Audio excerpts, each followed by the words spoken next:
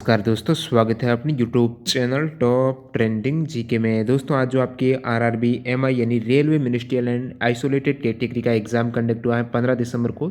तो total 2 shift में ये एग्जाम हुआ है। जूनियर स्टेनोग्राफर हिंदी और इंग्लिश का दोनों ही शिफ्टों में यहाँ पर जीके, साइंस और कंप्यूटर के सवाल पूछे गए। तो इस वीडियो में देखने वाले हैं आरआरबी एमआई 15 दिसंबर को फर्स्ट प्लस सेकेंड शिफ्ट में पूछे गए जीके, साइंस और कंप्यूटर के 100% रियल और ऑथेंटिक सवाल एक्स्ट्रा फैक्ट सहित कवर करेंगे, जो कि आने वाले एनटीपीसी और ग्रुप डी एग्जाम के लिए काफ़ी फायदेमंद हो सकते हैं, क्योंकि सेम एग्जाम टीसीएस कंपनी करवा रही है।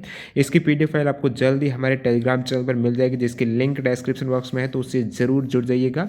और जो भी कैंडिडेट आने वाले शिफ्ट में एग्जाम है अपने शिफ्ट में पूछे गए सवाल टेलीग्राम पर जरूर सेंड करना, और टेलीग्राम पर आपको सवाल सेंड करने की लिंक मिल जाती है, तो टेलीग्राम से जुड़ जाना है। और सेकेंड शिफ्ट के जो सवाल रियल क्वेश्चन भेजे हैं, तो इन सभी कैंडिडेट का आनंद कुमार, आरती तिवारी, कार्तिक वर्मा, विहान टेलर, प्रियंका, शत्रुघ्न, अभिनव कुमार, इन सभी कैंडिडेट ने ये रियल क्वेश्चंस भेजे हैं, तो इन सभी का बहुत बहुत धन्यवाद। वीडियो कंटिन्यू करें उससे पहले मैं आपको बता दूं, अनअकैडमी आपके लिए लेके आया है प्रीवियस ईयर क्वेश्चन पेपर पर आधारित फ्री टेस्ट सीरीज, जो कि स्पेशल एसएससी एस्पिरेंट के लिए सीएचएसएल और सीजीएल एग्जाम में पूछे गए सवालों की ये फ्री मॉक टेस्ट रहेगा। और ये मॉक टेस्ट आपके प्रत्येक मंडे से लेकर फ्राइडे तक चलने वाला है। मंडे को क्वांटिटेटिव एप्टीट्यूड का, ट्यूसडे इंग्लिश है, वेडनेसडे रीजनिंग का, थर्सडे फ्राइडे को जीएस का मॉक टेस्ट होगा। और ये मॉक टेस्ट लगाने के लिए आपको डिस्क्रिप्शन बॉक्स में लिंक मिल जाएगी एनरोल करने की। एनरोलमेंट के वक्त आप टीटीजी के कूपन कोड अप्लाई करना, फ्री एनरोल हो जाएंगे। साथ ही साथ जो भी कैंडिडेट अनअकैडमी पर न्यू है, तो इस कूपन कोड की सहायता से 10% का एक्स्ट्रा डिस्काउंट भी ले सकते हैं, प्लस सब्सक्रिप्शन पर। और जो आपके टेस्ट होने वाला है इसका सेम डे एनालिसिस किया जाएगा, फ्री एनालिसिस है, वो भी आप देखना ना भूलें, जो कि अनअकैडमी के बेस्ट एजुकेटर के द्वारा किया जाने वाला है। तो लिंक डिस्क्रिप्शन बॉक्स में, इसका जरूर फायदा उठाइएगा।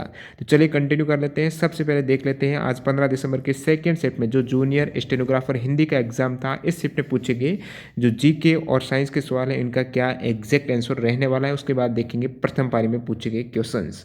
तो पहला सवाल देखिए, 2019 क्रिकेट वर्ल्ड कप में कुल कितनी टीमों ने भाग लिया है। तो करंट अफेयर जो आपके पूछे जा रहे हैं वो 2019 के भी आ रहे हैं, तो प्रथम पारी में भी आए हैं, सेकेंड शिफ्ट में भी आए हैं, तो दोनों ही ईयर्स के आपको कवर करने होंगे, 19-20। और 2019 में जो क्रिकेट वर्ल्ड कप हुआ है, तो टोटल 10 टीमों ने भाग लिया था। इंग्लैंड और वाल्स में आयोजित हुआ था। चैंपियन इंग्लैंड रही थी, जो कि उनका प्रथम टाइटल है, और उप विजेता न्यूजीलैंड रही है। Player of the series Kane Williamson, most run बनाए हैं रोहित शर्मा ने 648 रन, मोस्ट विकेट लिए हैं दोस्तों मिचेल स्टार्क ने 27 विकेट। अगला सवाल, जवाहरलाल नेहरू का प्रधानमंत्री कार्यकाल आपको पूछ लिया। तो जवाहरलाल नेहरू आपको सभी को पता है प्रथम प्राइम मिनिस्टर है भारत के, और इनका जो टेन्योर रहा है वो 1947 से लेकर 1964 तक रहा है, 15 अगस्त 1947 से 27 मई 1964 तक। अगला सवाल यहाँ पर COOH जो क्रियात्मक समूह है, फंक्शनल ग्रुप है, ये किससे रिलेटेड है। तो ये कार्बोक्सिलिक एसिड से रिलेटेड हो जाएगा, और ये इसका नाम है कार्बोक्सिन, और पूरा ग्रुप है ये यौगिक का नाम है कार्बोक्सिलिक एसिड है। अन्य यहाँ पर मैं ग्रुप्स की बात करूँ फंक्शनल ग्रुप के आने वाले शिफ्ट के लिए इंपॉर्टेंट, तो CHO है एल्डिहाइड का, CO जो C-O है ये कीटोन का है, और OH है एल्कोहल का। अगला सवाल देखिएगा यहाँ पर, which of the following is organic acid, कौन सा ऑर्गेनिक एसिड है। वहाँ पर आपके जो ऑप्शन में था ये शायद सल्फोनिक एसिड का भी ऑप्शन में था, जो कि करेक्ट हो जाएगा। बाकी कार्बोक्सिलिक एसिड भी एक ऑर्गेनिक एसिड है। अन्य यहाँ पर उदाहरण की बात करें तो लैक्टिक एसिड हो गया, एसिटिक एसिड है, फॉर्मिक एसिड, साइट्रिक एसिड जो फलों से प्राप्त होते हैं, ये सभी आपके ऑर्गेनिक एसिड हो जाएंगे। नेक्स्ट सवाल, प्रथम पारी में भी न्यूटन के नियम से सवाल था, इसमें भी पूछ लिया है, ब्रेक लगाने पर सवारी आगे की ओर क्यों झुक जाती है। तो ये जड़त्व का नियम हो जाएगा। कौन सा नियम, जड़त्व का नियम है, न्यूटन की गति का प्रथम नियम। और न्यूटन की गति के अन्य नियम की बात करूँ तो तृतीय नियम का बेस्ट एग्जाम्पल कौन सा हो जाता है, जो बंदूक से गोली छोड़ते समय पीछे की ओर झटका लगता है कंधे को, क्योंकि ये जो आपके न्यूटन की गति का तृतीय नियम है, इसे क्रिया प्रतिक्रिया का नियम कहा जाता है। जिस डायरेक्शन में क्रिया है उसके विपरीत डायरेक्शन में सेम बल से प्रतिक्रिया होगी। रॉकेट का आगे बढ़ना भी न्यूटन की गति के तृतीय नियम का उदाहरण है, क्रिया प्रतिक्रिया का। द्वितीय नियम दोस्तों ये संवेग संरक्षण का जो नियम है, न्यूटन की गति का द्वितीय नियम, तो वस्तु का जो संवेग में परिवर्तन की दर उस पर लगाए गए बल के अनुक्रमानुपाती होती है। तो गेंद को जो कैच लेते वक्त हाथ को पीछे की ओर धकेलते हैं ताकि चोट न लगे, संवेग कम हो जाए, तो ये न्यूटन की गति का द्वितीय नियम का उदाहरण हो जाएगा। अगला सवाल देखिए, एक बॉल को छत से गिराया जाता है, उसकी ऊर्जा में क्या चेंजेज आएगा। प्रथम पारी में भी सेम सवाल था, तो गतिज ऊर्जा में वृद्धि हो जाएगी जब आप ऊपर से गेंद को गिराएंगे, और स्थितिज ऊर्जा में कमी हो जाएगी। Which comes first in food cycle, तो फूड साइकिल में प्रथम क्या आता है, तो फूड चक्र की बात करें, साइकिल की बात करें तो प्रथम यहाँ पर जो आपके ऑप्शन, ये 4 ऑप्शन दिए गए थे, इसमें से ये हो जाएगा आपके ऑटोट्रॉप्स यानी स्वपोषी हैं फूड साइकिल में पहले आता है, पहले स्तर पर स्वपोषी ऑटोट्रॉप्स हो जाएंगे जो कि सजीवों को खाद्य श्रृंखला में उत्पादक कहा जाता है जो स्वपोषी हैं। और सेकेंड यहाँ पर बात करूँ, ये तो फर्स्ट लेवल का हो गया, आपको पूछा है कौन सा प्रथम लेवल पर आता है, तो वो स्वपोषी है फर्स्ट ट्रॉपिक लेवल। सेकंड या सेकंड की बात करें जो ऑप्शन में दिया गया था आपके हर्बीवोरस हैं, तो ये आपके सेकंड ट्रॉपिक लेवल हो जाएगा जो कि पौधे और अन्य जो भी स्वपोषी हैं उनसे भोजन ग्रहण करते हैं। और उसके बाद जो हर्बीवोरस हैं उनसे जो करेंगे वो हो जाएंगे ओमनीवोरस और कार्निवोरस यानी उत्पादक हैं स्वपोषी, उसके बाद उनको ग्रहण करेंगे प्राथमिक उपभोक्ता, फिर द्वितीयक उपभोक्ता और तृतीयक उपभोक्ता में थर्ड ट्रॉपिक लेवल में ये आ जाते हैं कार्निवोरस और ओमनीवोरस। अगले सवाल की ओर बढ़ते हैं, वंदे मातरम की रचना किसने की है, तो बंकिम चंद्र चटर्जी। इजी सवाल। उभयधर्मी ऑक्साइड आपको पूछा है कौन सा है, ऑप्शन में एल्यूमिनियम ऑक्साइड था, करेक्ट हो जाएगा। जो धातु ऑक्साइड अम्ल और क्षारक दोनों की भांति व्यवहार करें, मतलब अम्ल और क्षार से अभिक्रिया करके लवण तथा जल बना दे, वो आपके उभयधर्मी ऑक्साइड हो जाएंगे। जो उदाहरण में आपको पूछा है तो एल्यूमिनियम ऑक्साइड और जिंक ऑक्साइड दोनों ही उभयधर्मी ऑक्साइड हैं। अगला सवाल देखिए, यहाँ पर दिया गया था हैदराबाद का संबंध तेलंगाना का है तो दिसपुर का संबंध, तो हैदराबाद तेलंगाना की कैपिटल है, दिसपुर है असम की कैपिटल। वर्ल्ड एनवायरनमेंट डे विश्व पर्यावरण दिवस है वो कब मनाया जाता है, तो 5 जून को मनाया जाता है। 2020 में वर्ल्ड एनवायरनमेंट डे की थीम है सेलिब्रेट बायोडाइवर्सिटी है, तो बायोडाइवर्सिटी है 2020 की थीम। और प्रथम बार विश्व पर्यावरण दिवस मनाया गया था 5 जून 1974 को और 2019 की थीम थी एयर पोल्यूशन। नेक्स्ट वन देखिए, यहाँ पर अरावली रेंज का हाईएस्ट पॉइंट कौन सा है, तो गुरु शिखर है जो कि माउंट आबू में है, राजस्थान, सिरोही जिला राजस्थान में गुरु शिखर है जो कि अरावली पर्वतमाला का सबसे सर्वोच्च शिखर है। इसकी हाइट है दोस्तों 1720 मीटर है। फिट की बात करें तो 5650 फिट इसकी हाइट हो जाएगी। नेक्स्ट में देखिए, which disease caused by virus, कौन सा रोग वायरस के कारण होता है, ऑप्शन में आपके मम्स था, तो मम्स रोग है, ये वायरस जनित रोग है, मम्स यानी हिंदी में गलसुआ रोग हो जाएगा। बाकी वायरस से होने वाले रोगों की ट्रिक यहाँ पर आप देख सकते हो, रेखा हमें हिट करके पीछे छोड़ गई, पोज छोड़ गई, तो इनको आप रिलेट कर दीजिए, यहाँ से आपको इजीली याद हो जाएगा। एक वर्ष में कुल माल और सेवाओं के योग को क्या कहा जाता है, यानी आपको परिभाषा पूछ ली है यहाँ पर, तो याद रखना ये एग्जैक्ट क्या सवाल था, थोड़ा बहुत डाउट अस्पष्ट लग रहा है क्योंकि मैं परिभाषा में आपके ऑप्शन में जीडीपी जीएनपी थे, तो इनकी मैं परिभाषा बता देता हूँ, जो भी आपके पूछा गया था आप इजीली उसको करेक्ट कर सकते थे। जीडीपी की बात करें, सकल घरेलू उत्पाद, ये जो फुल फॉर्म है, एक वर्ष में एक राष्ट्र की भौगोलिक सीमा के भीतर, उस राष्ट्र की सीमा के भीतर सभी अंतिम उपभोग्य माल और सेवाओं का बाजार मूल्य है जीडीपी, तो ये इस टाइप से पूछा गया तो जीडीपी हो जाएगा। बाकी मैं बात करूं जीएनपी की, जो सकल राष्ट्रीय उत्पाद है, ये एक विशिष्ट देश के निवासियों के द्वारा देश में या विदेश में, तो ये तो भौगोलिक सीमा के भीतर, लेकिन ये देश और विदेश दोनों में ही उस देश के निवासियों के द्वारा जो एक वर्ष के समय में अंतिम रूप से उत्पादित कुल वस्तुओं और सेवाओं के मौद्रिक मूल्य को सकल राष्ट्रीय उत्पाद कहा जाता है, जो भी आपको पूछा था। बाकी राष्ट्रीय आय की बात करूं तो एक देश में एक वर्ष में देश भर में आर्थिक क्रियाओं से आय की कुल मात्रा को राष्ट्रीय आय कहा जाता है। शुद्ध घरेलू उत्पाद की बात करें तो किसी देश के सकल घरेलू उत्पाद में से उस देश की पूंजी वस्तुओं पर मूल्य ह्रास को घटाने पर प्राप्त राशि शुद्ध घरेलू उत्पाद हो जाएगी। नेक्स्ट सवाल देखिए, पर्यावरण से यहाँ पर दोनों ही शिफ्टों में काफ़ी सवाल पूछे जा रहे हैं, तो पर्यावरण से रिलेटेड जो भी इंपॉर्टेंट फैक्ट वगैरह हैं जरूर देख के जाना। Which factor does not cause global warming, तो ग्लोबल वार्मिंग जो तापमान बढ़ रहा है पृथ्वी का, उसका प्रमुख कारण कौन सा नहीं है, तो मैं बता देता हूँ कौन से कारण है। तो जीवाश्म ईंधन का दुरुपयोग किया जा रहा है, पेड़ों की कटाई, यातायात प्रदूषण, आधुनिक इलेक्ट्रॉनिक उपकरण, औद्योगिक क्रांति, रासायनिक उर्वरक, ये सभी ग्लोबल वार्मिंग के कारण हैं। इसके अतिरिक्त जो ऑप्शन में था वो करेक्ट हो जाएगा। पर्यावरण के लिए हानिकारक नहीं है, ये भी आपको पूछा है, ये एग्जैक्ट 4 ऑप्शन दिए गए थे, तो इसमें हो जाएगा लैंड स्केपिंग हो जाएगा, भू सुदर्शनीकरण, यानी उन सभी कार्यों को लैंड स्केपिंग कहते हैं जो किसी भू क्षेत्र के दर्शनीयता को परिवर्तन करने में सहायक होते हैं, तो उसकी दर्शनीयता बढ़ा देंगे तो इसमें पर्यावरण को कोई नुकसान नहीं होने वाला। भूस्खलन में होगा, मरुस्थलीकरण में बिल्कुल होगा, वन उन्मूलन, इसमें भी पर्यावरण को हानि होने वाली है। अगला सवाल देखिए, भारत में सबसे ज़्यादा प्रदूषण का कारण क्या है? ये ऑप्शन आपको दिए गए थे, एक और ऑप्शन था जो नहीं मिला है। सबसे बड़ा विंड फार्म पवन चक्की संयंत्र कहाँ स्थापित है? तो सबसे बड़ा विंड फार्म है दोस्तों तमिलनाडु में। कहाँ पर है? तमिलनाडु। नाम क्या उसका? मुपांदल विंड फार्म है। और इसकी जो ऊर्जा क्षमता है वो है 1500 मेगावाट। कन्याकुमारी तमिलनाडु में स्थित है। तमिलनाडु राज्य में सबसे ज़्यादा जो पवन ऊर्जा है वो 9231.77 मेगावाट है उत्पादित होती है पवन ऊर्जा से। तो विंड फार्म सबसे बड़ा का है, आपकी ये ऑप्शन थे, उसमें तमिलनाडु हो जाएगा। अगले सवाल की ओर बढ़ते हैं। अंग्रेजों ने राजाओं को सुरक्षा प्रदान करने के लिए कौन सी संधि की थी? तो सहायक संधि से आपको सवाल पूछा गया था। तो सहायक संधि जन्मदाता की बात करें तो लॉर्ड वेलेस्ली को कहा जाता है।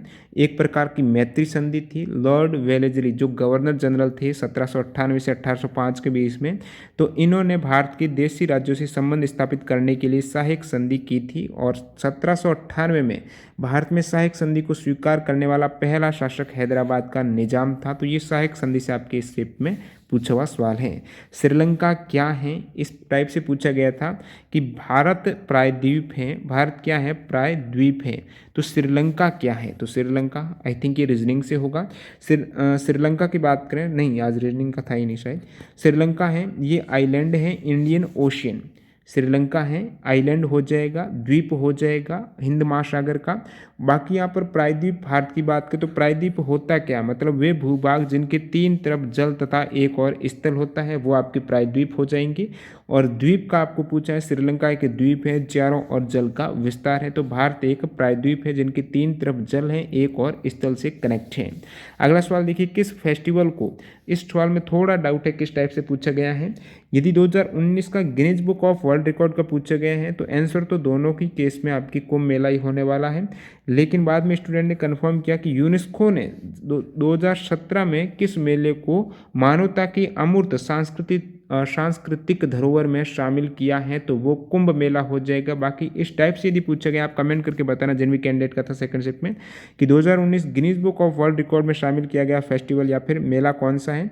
तो दोनों ही केस में आपके आंसर होने वाला है। यहाँ पर प्रयागराज कुंभ मेले को 2019 में Guinness book of world record में शामिल किया गया था, क्योंकि सबसे ज़्यादा भीड़ एकत्र करने, सबसे बड़े स्वच्छता अभियान और सार्वजनिक स्थल पर सबसे बड़ी चित्रकला कार्यक्रम के आयोजन के साथ प्रयागराज कुंभ मेला 2019 में Guinness book of world record में शामिल हुआ है।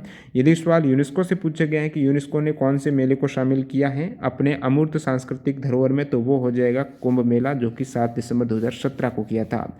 बंगाली उपन्यास भाषा का प्रथम उपन्यास, तो यहाँ पर मैं बता दूँ ये एग्जैक्ट सवाल नहीं है, इसमें भी थोड़ा डाउट है सवाल को स्टूडेंट बता रहे हैं। एक तो ये बता रहे हैं एक कोई पुस्तक पूछी गई है 1857 क्रांति की जो बंगाली भाषा में थी, वो किसके वर्णन कर रही है, किसकी कहानी का। और स्टूडेंट ने ये भी बताया कि बंगाली भाषा का प्रथम उपन्यास, दोनों में से एक सवाल कुछ मिक्स होकर आया है। तो मैं बात करूं बंगाली भाषा के प्रथम उपन्यास की, तो वो है दोस्तों दुर्गेश नंदिनी, रिटन बाई बंकिम चंद्र चटर्जी, 1865 में ये रिटन था। बाकी एक स्टूडेंट ने ये बताया कि अंगुली बीबी नाय पुस्तक में किसकी कहानी का वर्णन है, और मंगल पांडे, तो ये पुस्तक भी नहीं मिल रही है, अस्पष्ट लग रहा है क्या पूछा गया था एग्जैक्ट। संपत्ति को समान रूप में वितरण के लिए किस शब्द का प्रयोग किया जाएगा, तो इसमें जो आपकी प्रस्तावना की टर्म है उनके अर्थ से रिलेटेड ये सवाल पूछा गया, उनकी परिभाषा से रिलेटेड, तो इसमें आंसर आपकी समाजवादी हो जाएगा। मतलब सवाल में इस टाइप से पूछा गया था कि ऐसी संरचना जिसमें उत्पादन के मुख्य साधनों जैसे पूंजी, जमीन, संपत्ति आदि पर सार्वजनिक स्वामित्व हो या फिर सार्वजनिक नियंत्रण के साथ वितरण में समतुल्य सामंजस्य हो। तो सार्वजनिक स्वामित्व नियंत्रण के साथ वितरण में समतुल्य सामंजस्य जो पूंजी, जमीन, संपत्ति है, वो टर्म है समाजवादी की, करेक्ट हो जाएगा एकदम। संप्रभुता भी ऑप्शन में था, तो इसको भी जानना आपको जरूरी है। इसका अर्थ क्या है? संप्रभुता का अर्थ है भारत न तो किसी अन्य देश पर निर्भर है और ना ही किसी अन्य देश का डोमिनियन है, इसके ऊपर और कोई शक्ति नहीं है, ये संप्रभुता हो जाएगी। एक आपके सवाल ये था कि पशु और पौधों में फैट का हाइड्रोलिसिस करना क्या कहलाता है, तो इसका क्या एग्जैक्ट सवाल था, जिन भी कैंडिडेट को पता है, आंसर भी पता है तो बता सकते हो। त्वरण पर आधारित एक आपके न्यूमेरिकल था, क्या वैल्यू थी, क्या पूछा था, दिया था वो पता नहीं है। एक आपके आप देख लेते हैं कंप्यूटर के कुछ सवाल जो मिले हैं। वेब पेज को ओपन करते हैं तो सबसे पहले कौन सा पेज ओपन होता है, तो होम पेज होता है। कंट्रोल-C कौन सा कमांड है, कॉपी के लिए। और 3 फुल फॉर्म यहाँ पे पूछी गई हैं, एक तो आपकी यूनिवैक की पूछी है, यूनिवर्सल ऑटोमेटिक कंप्यूटर हो जाएगा। ROM read only memory, MICR है magnetic ink character recognition. Keyboard और माउस किस प्रकार के डिवाइस है? तो इनपुट डिवाइस। तो ये सेकंड सेट में पूछे गए जीके के सवाल हैं। इसके अतिरिक्त जो भी सवाल जिन भी कैंडिडेट को पता है सेकंड सेट में जो एग्जाम था, कमेंट करके ज़रूर बताना। अब देख लेते हैं आपके प्रथम पारी में पूछे गए आज के सवाल। स्पेशल थैंक जो फर्स्ट शिफ्ट के सवाल सेंड किए टेलीग्राम पर, इन सभी कैंडिडेट का प्रतीक मोदी, राकेश मीणा, मनीष सिंह, डिन्नू, अंकित, मनीष सिंह, अर्जुन यादव, अजय विश्वकर्मा। देखिए यहाँ पर प्रथम पारी में 2023 में एएफसी एशियन कप कहाँ पर होने वाला है? तो चाइना में होगा। 18वां एडिशन है। इससे पहले 2019 में ये हुआ था यूएई में, जिसमें चैंपियन कतर रहा था और मोस्ट सक्सेसफुल टीम है। एएफसी का मतलब क्या हो गया? Asian football confederation. तो सबसे ज़्यादा ये कप जीत चुकी है जापान। अगले सवाल की ओर बढ़ते हैं। सवाल नंबर 2, कठोर जल को सॉफ्ट वाटर में कन्वर्ट करने के लिए किसका प्रयोग होता है? तो सोडियम कार्बोनेट वॉशिंग सोडा का होता है सॉफ्ट करने के लिए। नेक्स्ट वन देखिए, एल नीनो किस प्रकार की धारा है? तो ये गर्म जल धारा है। जो समुद्र के तापमान में ये गर्म जल धारा एल नीनो मिलने पर 3 से 4 डिग्री सेंटीग्रेड वृद्धि हो जाती है और ये प्रशांत महासागर में धारा मिलती है एल नीनो। और अन्य जो गर्म जल धारा वो देख सकते हो आप, अलास्का हो गई, दक्षिण और उत्तरी विषुवत जल धारा एटलिन्स है, फ्लोरिडा है, गल्फ स्ट्रीम है, इर्मिंजर है, मोजाम्बिक, अगुलहास, ब्राज़ील, ये सभी गर्म जलधारा हैं। Which is network topology? Topology कौन सी है? तो ये आपके सभी टोपोलॉजी के प्रकार हैं। मैस, स्टार, बस, रिंग, हाइब्रिड है। इसमें बस का ऑप्शन था, करेक्ट था। ओडिशा में गहीर माता बीच किस हेतु प्रसिद्ध है? तो ये ओलिव रिडले कछुओं के लिए दुनिया का सबसे बड़ा घोंसला तो ओलिव रिडले कछुओं के लिए प्रसिद्ध है। गहीर माता बीच जो कि ओडिशा में है, वहाँ पर गहीर माता मैरीन वाइल्ड लाइफ सेंचुरी भी है। जस्तीकरण या फिर कहें गैल्वनीकरण में लोहे पर किसकी परत चढ़ाई जाती है? तो जस्ता जिंक की। वो is the founder of depressed classes association? तो डॉक्टर भीमराव अंबेडकर हैं 1930 में। किसकी ऐसा यूनिट? बल की ऐसा यूनिट के इक्वल है, सभी को पता होगा, न्यूटन की। यूआरएल की full form uniform resource locator. Momentum पर एक सवाल था, जो संवेग है द्रव्यमान गुणा वेग है और मात्रक हो जाएगा किलोग्राम मीटर पर सेकेंड। स्थायी बंदोबस्त की बात करें तो परमानेंट सेटलमेंट किसके द्वारा लागू की गई? लॉर्ड कॉर्नवालिस के द्वारा 22 मार्च 1793 को लागू की गई व्यवस्था है स्थायी बंदोबस्त। अगला सवाल, असहयोग आंदोलन कब शुरू हुआ था? तो 1920 को हुआ था। 5 सितंबर 1920 को ये असहयोग आंदोलन का प्रस्ताव कांग्रेस के कलकत्ता अधिवेशन में पारित हुआ था महात्मा गांधी के द्वारा। बीसीडी की फुल फॉर्म पूछे तो बाइनरी कोडेड डेसिमल है। संवाद कौमुदी समाचार पत्र के संपादक है। संवाद कौमुदी समाचार पत्र के प्रकाशक थे राजा राममोहन राय 1819 में और इसमें सती प्रथा का समाप्त करने का अभियान चलाया गया था। कैंसर लाइन से गुजरने वाले राज्य मित्र पर गमसा झार ट्रिक हो जाएगी। मित्र यानी मिजोरम त्रिपुरा हो गया। फिर पर यानी पश्चिम बंगाल, र का मतलब राजस्थान, गमछा गुजरात मध्य प्रदेश और छा यानी छत्तीसगढ़, झार यानी झारखंड, र यानी आपके ये फिर हो गया राजस्थान। तो मित्र पर गमसा झार 8 राज्य आप देख सकते हो। अगला सवाल, फर्स्ट जनरेशन कंप्यूटर की लैंग्वेज है मशीन लैंग्वेज थी, सेकेंड की असेंबली थी और जो थर्ड जनरेशन की बात करूँ तो लैंग्वेज है हाई लेवल और फोर्थ में वेरी हाई लेवल हो जाएगी। और अभी जो 5वीं जनरेशन पीढ़ी चल रही है तो एआई आर्टिफिशियल इंटेलिजेंस है। और जो प्रथम पीढ़ी थी 1946 से 1959 वैक्यूम ट्यूब का प्रयोग, सेकंड में ट्रांजिस्टर। अगला सवाल देखिए, वे परमाणु जिनके परमाणु द्रव्यमान तो समान परमाणु क्रमांक अलग अलग है तो उसे समभारिक कहेंगे और जिसमें क्रमांक समान द्रव्यमान अलग अलग वो समस्थानिक हो जाएगा। अगला सवाल देखिए, बैंक का रेगुलेशन है, बैंक का नियामक बोर्ड कौन सा हो जाएगा? ये आपके रिजर्व बैंक ऑफ इंडिया है एक्ट 1934 के तहत। रोड पर गाड़ी में यात्रा करते समय करो लेने पर वन साइड झुक जाते हैं, न्यूटन की गति का प्रथम नियम हो जाएगा। अगला सवाल देखिए, रॉ मटेरियल कच्चे माल से जो वस्तुएं बनाई जाती हैं वो अर्थव्यवस्था के किस क्षेत्र को कौन सा सेक्टर है? रॉ मटेरियल से वस्तुएं बना रहे हैं तो वो हो जाएगा आपके सेकेंडरी सेक्टर। यदि सवाल पूछ ले केवल रॉ मटेरियल से कच्चे माल से तो वो प्राइमरी सेक्टर हो जाएगा। उसका उपयोग कर रहे हैं इंडस्ट्री में तो सेकेंडरी सेक्टर में विनिर्माण उद्योग रहता है। रॉ मटेरियल में जैसे मछली पकड़ना, खनन वगैरह इसमें आ जाते हैं और उसका यूजेज इंडस्ट्री है, ये सेकेंडरी सेक्टर है।